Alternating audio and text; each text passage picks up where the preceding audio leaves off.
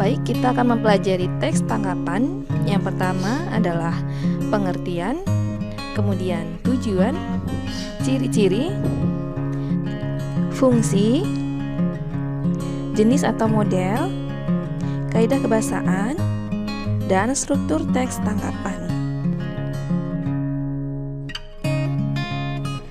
Pengertian teks tanggapan.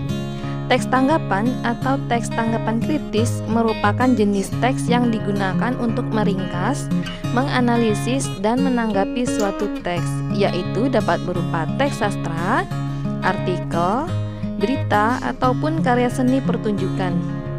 Di dalam teks tanggapan terdapat pula penilaian berupa kritik dan pujian. Menurut pendapat Mulyadi dalam kurung 2015 halaman 71, ia mengemukakan bahwa teks tanggapan adalah teks yang berisi tanggapan berupa dukungan atau penolakan terhadap sebuah hal atau peristiwa yang didukung oleh data pendukung tanggapan. Teks tanggapan juga identik disandingkan dengan kata kritis. Mengapa? Karena pada bagian penilaian kita harus mampu berpikir kritis. Berpikir kritis mungkin terdengar seakan kita harus memberikan kritik yang tajam dalam menanggapi sesuatu. Tidak selalu dan sebenarnya bukan itu esensinya. Berpikir kritis artinya kita harus mampu menguraikan asumsi-asumsi terhadap peristiwa atau hal yang ditanggapi dengan hati-hati dan bijaksana. Seperti yang diungkapkan oleh Hidayati dalam kurung 2015 halaman 25, bahwa berpikir kritis artinya mampu menguraikan asumsi-asumsi terhadap peristiwa, masalah, isu, keputusan, atau situasi dengan hati-hati dan bijaksana. Semua aspek diperhatikan dengan teliti dan dilihat sisi baik dan buruknya. Biasanya pemikiran seperti ini memang akan menghasilkan kritik tajam, namun mampu memperlihatkan keunggulan yang tak dapat dilihat oleh orang lain pula. Kemudian, tujuan dari teks tanggapan adalah untuk memberikan penilaian tentang kelebihan dan kekurangan dari sebuah teks yang juga disertai dengan saran. Penilaian yang dilakukan haruslah objektif, sopan, logis, dan jelas. Selanjutnya, tentang ciri-ciri tanggapan kritis. Yang pertama adalah teks tanggapan kritis berisi tanggapan atas peristiwa atau fenomena yang terjadi disertai dengan fakta dan data. Yang kedua, struktur teks tanggapan kritis yaitu evaluasi, deskripsi teks, dan penegasan ulang. Yang ketiga, teks tanggapan kritis memiliki kaidah kebahasaan sendiri. Selanjutnya tentang fungsi tanggapan kritis, yaitu 1.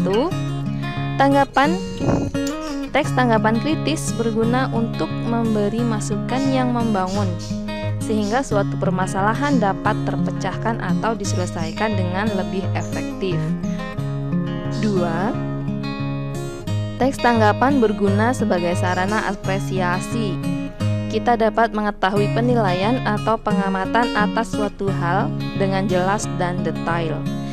3. Tanggapan kritis berfungsi untuk memberi saran dengan terarah, sistematis, objektif, dan dapat dipertanggungjawabkan.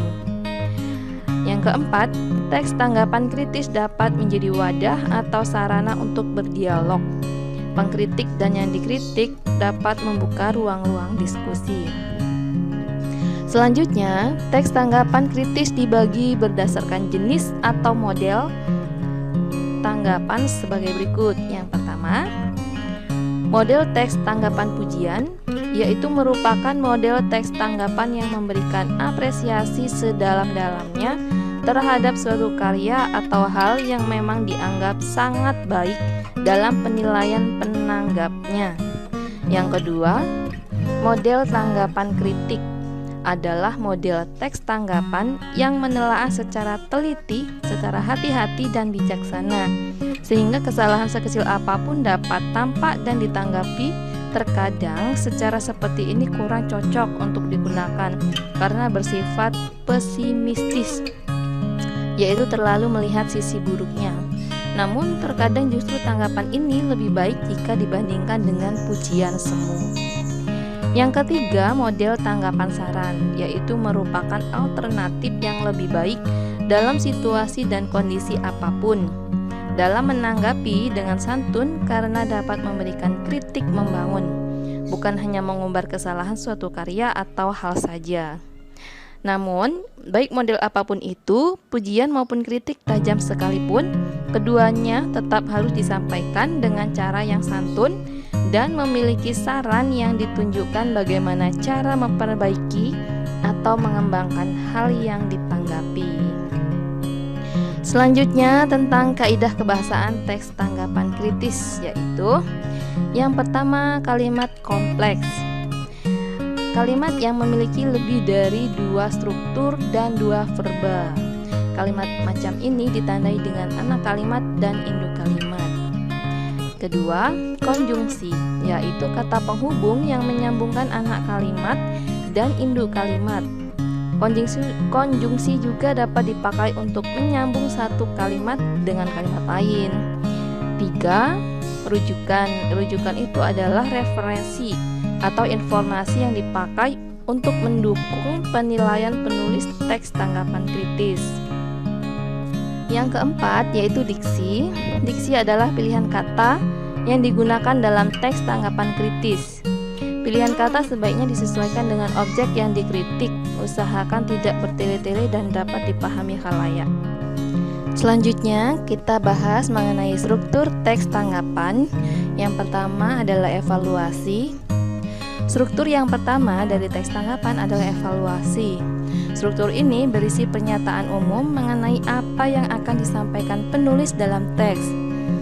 Struktur ini terdapat pada paragraf pertama teks. Yang kedua, deskripsi teks. Pada struktur ini akan disampaikan informasi tentang data-data dan pendapat-pendapat yang mendukung pernyataan atau bahkan melemahkan tanggapan yang disampaikan. Pendapat-pendapat tersebut mulai muncul pada paragraf kedua dan ketiga. Kemudian yang ketiga, penegasan ulang, yaitu struktur yang terakhir ini bisa berisi tentang penegasan ulang terhadap apa yang telah dilakukan atau yang telah diputuskan. Penegasan ulang muncul pada paragraf terakhir. Kemudian menurut tim Kemdikbud 2017 halaman 93, struktur teks tanggapan terdiri beberapa bagian pembentuknya sebagai berikut. 1. Yaitu konteks, meliputi apa yang sedang ditanggapi, di mana dan kapan peristiwa atau hal tersebut terjadi, jenis peristiwa atau hal apa, sosial, teknologi, budaya, atau seni. Yang kedua, deskripsi. Apa dan bagaimana peristiwa itu terjadi, atau bagaimana sesuatu dapat terrealisasi atau diciptakan atau dihasilkan. Yang ketiga, penilaian.